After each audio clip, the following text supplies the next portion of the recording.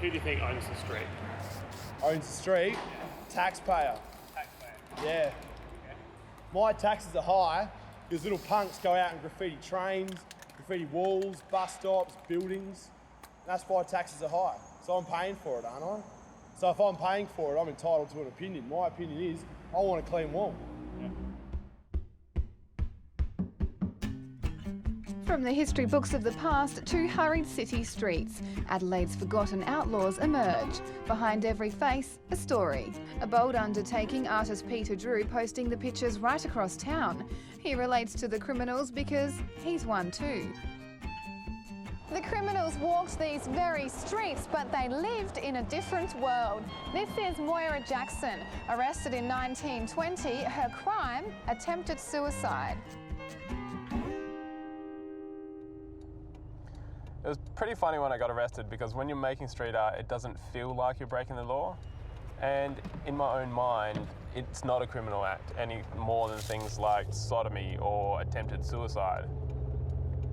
But if you go back 90 years, sodomy, attempted suicide, and a whole range of other things that we basically didn't understand were considered criminal acts. That's exactly why I stuck up those mugshots, to remind people that things change. Because I think in a city like Adelaide, you can forget that things change. Although the mugshots were all installed illegally, I was offered a deal by the Adelaide City Council. They would agree not to remove the posters if I'd let the council include them as part of one of their projects. So why doesn't the council just embrace the uncommissioned work of all street artists and not just mine? I think those posters were a powerful statement about the tolerance of the city and the tolerance of this organisation and the open-mindedness of the community. We did have one or two complaints, but we had virtually no complaints. In fact, a huge number of compliments. It's a complex issue when you're dealing with a bureaucracy that has to follow rules and regulations, but that's the challenge we've set the council. The mugshots turned out to be very popular. The fact that it was illegal was actually something that council wasn't comfortable with, but they were trying to encourage street art at the time. So when the property owners weren't complaining, then council didn't rush out and clean them off. So basically, my illegally installed street art was approved just because it was popular. Maybe it's worth asking the people of Adelaide what they actually do and don't like about street art. It adds beauty to the street, I reckon. I mean, who wants to see a grey concrete wall? I'd prefer this is just clean.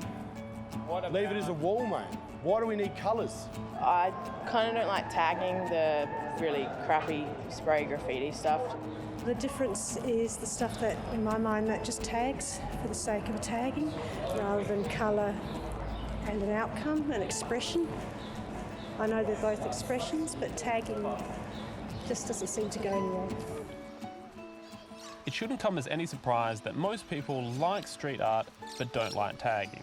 The only problem is that artists say that tagging is street art. You know, I don't think anyone would be surprised when they see me using an aerosol can that I have experience on, well, that's where I started. But there is that sort of hidden underlying thing of, oh, now you've moved on and you're better than that, where it's just that's the whole foundation of the art form. And so there's that constant interplay with, oh, you're a professional now, and then you dismiss everything below you, the roots of where you came from in a way. Is that how you started, just with tagging? Yeah, I mean, well, you gotta learn to crawl before you can run from cops, I guess. But yeah, like you start, like most people start off doing basic stuff, scrappy stuff, but what you can get out of it from spending time using it, I mean, a spray can is like a miracle of alchemy. I mean, it's a gas, it's a solid, it's a liquid, and just I feel like I'm still at the point where I'm just discovering what you can do with the can. See, most people don't actually understand what street art really is because they say they like street art, but then on the other hand, they don't like tagging. But tagging is the origin of street art.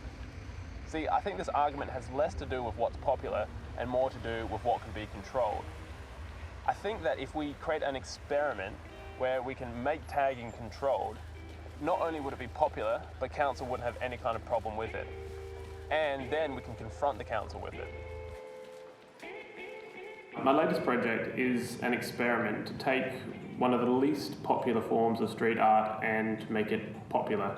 Rather than remove the posters, the council's cleaning team were good enough to paint over any offensive tags, leaving the rest. So the experiment worked. By making tags controllable, we were able to make them both popular and accepted by the council. I didn't quite understand your comment about tagging. Are you saying that's a legitimate form of street art? Well, to me, it's like a dog lifting its leg everywhere. But that was exactly the point of me bringing it up. Is that everyone has that opinion of tagging, except for street artists. One great example is James Cochran, who's actually in the State Gallery.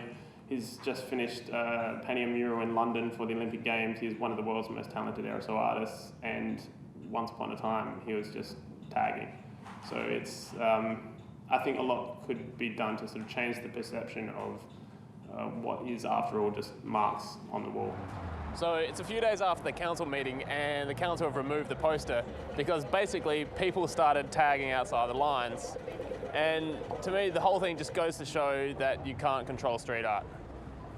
It's a really odd kind of situation because on the one hand, they want all these kind of public art projects that are kind of graffiti inspired or street art inspired, but then if anything is illegal and comes from something really true, which is like actually people just going out at night and painting and things like that, then they kind of have issues with that. And so I think they sort of want to be able to control it, which I guess is understandable. You don't control it. You don't get to choose pretty murals and dissuade ugly graffiti. I think the council could be a little bit strategic about it if they wanted to control it, but ultimately there is no control, and that's really where the beauty of the art form comes from. So one of the ways that council has tried to control the chaos of street art is by establishing free walls where anyone can paint anytime they like. But this is what happened to the first of these walls when council realised that it couldn't be controlled. So when they offered a replacement underneath the Morford Street Bridge, Matt Stuckey painted this statement. I'd like the discussion to move more away from like what can council do, what can council do. I don't feel like it's council's fight all the way. Like, it's great if they can instigate some things, but there has to come a time where it just becomes a discussion between the artists and the property owners, or just interested members of the public, intermediaries. I don't know. Maybe a guy who's got a warehouse and a guy that does paintings, put two and two together. I don't really see that the council needs to be involved.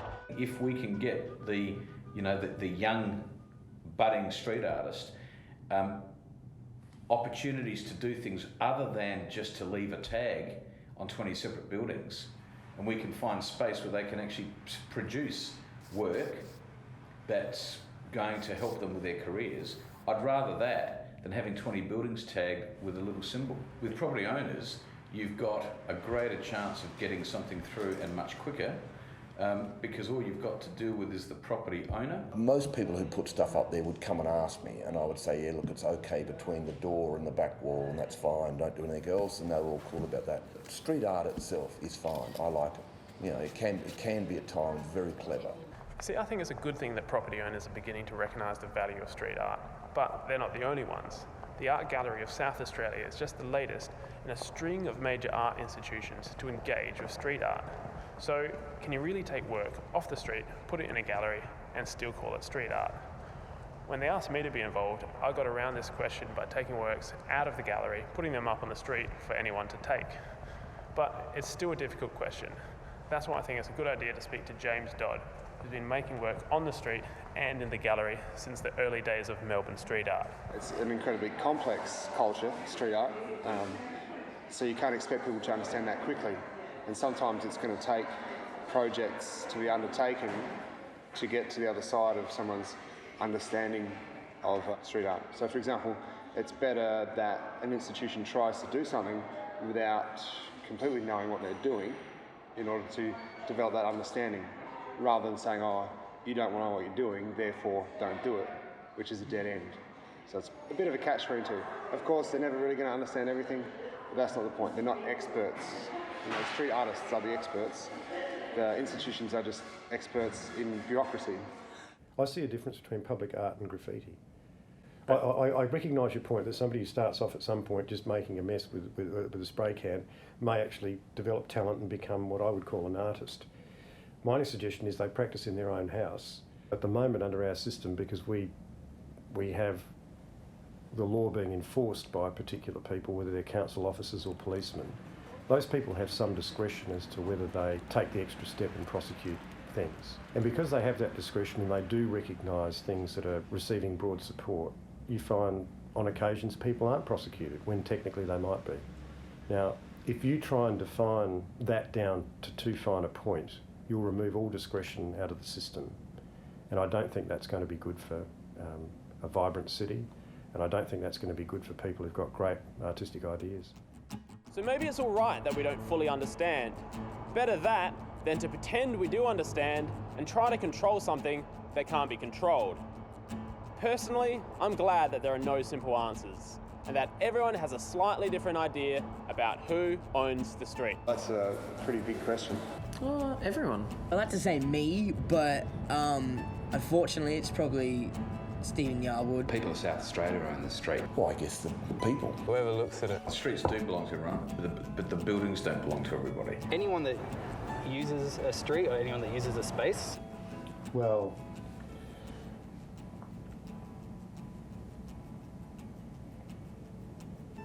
it's community property.